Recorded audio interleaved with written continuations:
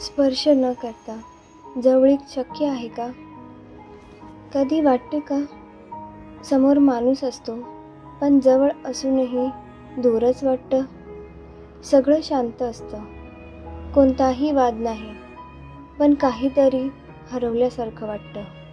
कदाचित जवळीक नेहमी स्पर्शात नसते. ती रोज बोलायचा प्रयत्न करत राहिली, तो ऐकत राहिला आणि हळूहळू दोघांनीही हात मागे घेतले. स्पर्श नसणं त्रास देत नाही, स्पर्शाची गरज असणं आणि न बोलता राहणं जास्त दुखावतं. कोणी चुकीचं नाही.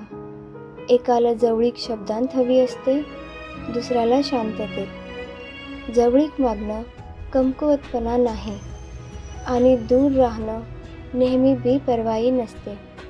हे समजल्यावर मनात गोंधळ राहत नाही, फक्त स्पष्टता येते.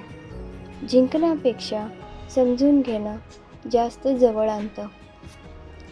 कधीकधी स्पर्श न करता देखील जवळीक निर्माण होते. हे शब्द तुझ्या मनाशी जुळले असतील तर सेव्ह कर आणि कमेंटमध्ये समजते लिही.